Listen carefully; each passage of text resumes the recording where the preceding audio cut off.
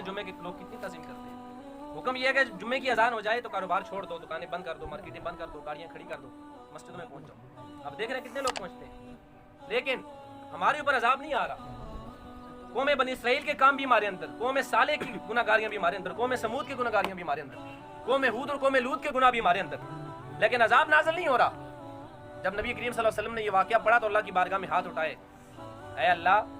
صبح قیامت تک تیرا نبی تیری بارگاہ میں یہ دعا کرتا ہے کہ میری امت میں سے کسی بندے کو بندر اور خنزیر نہ بنا,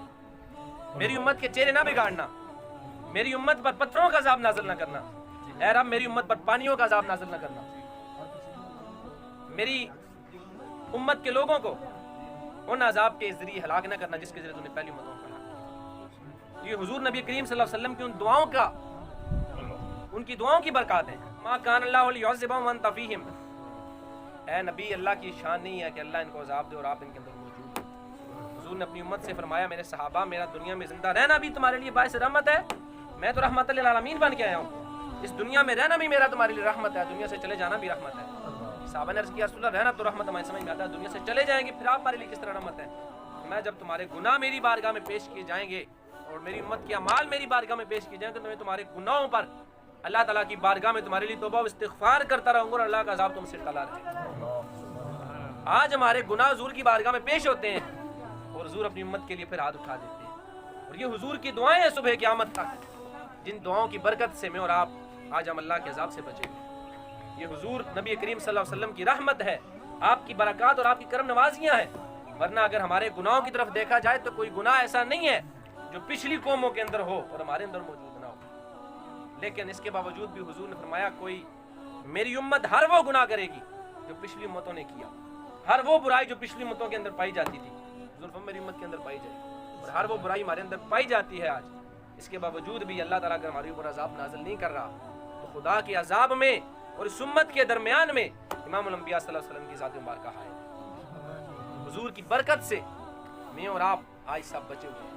اور آخری بات فرمایا وَلَوْ أَنَّهُمْ إِذْ ظَلَمُوا أَنفُسَهُمْ جَاءُوا, جب تم سے کوئی گناہ ہو جائے تو میرے محبوب کی بارگاہ میں جاؤ. قرآن کریم میں اللہ نے ہمیں بتایا وَلَوْ أَنَّهُمْ إِذْ ظَلَمُوا أَنفُسَهُمْ جَاءُوا, سورہ نساء ہے. جب تم سے کوئی گناہ ہو جائے اپنی جانوں پہ ظلم کر بیٹھو تو میرے نبی کی بارگاہ میں.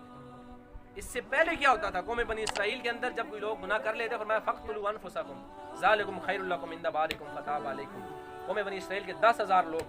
جب انہوں نے گناہ کیا تو اللہ تعالیٰ نے فرمایا تم تلواریں پکڑ لو, تمہاری توبہ یہ ہے, تم نے گناہ کیا, اس گناہ کی توبہ کیا ہے, تم تلواریں پکڑ کو ایک دوسرے کا سر قلم کرو, ایک دوسرے کو قتل کرو, یہ تمہاری توبہ ہے. قوم بنی اسرائیل کے 10,000 لوگوں نے جب ایک دوسرے کو قتل کیا تو تب اللہ نے ان کی توبہ قبول کی. اور مجھے اور آپ کو یہ حکم نہیں ہے کہ جب تم سے گناہ ہو جائے تو ایک دوسرے کو قتل کرو, فرمایا نہیں, جب تم سے گناہ ہو جائے تو ان کی سزا یہ تھی کہ وہ ایک دوسرے کو قتل کرتے تھے, تم سے گناہ ہو جائے تو میرے نبی کی دہلیز پہ آ کر اللہ سے معافی مانگے, میرے نبی کی بارگاہ میں آ جانا,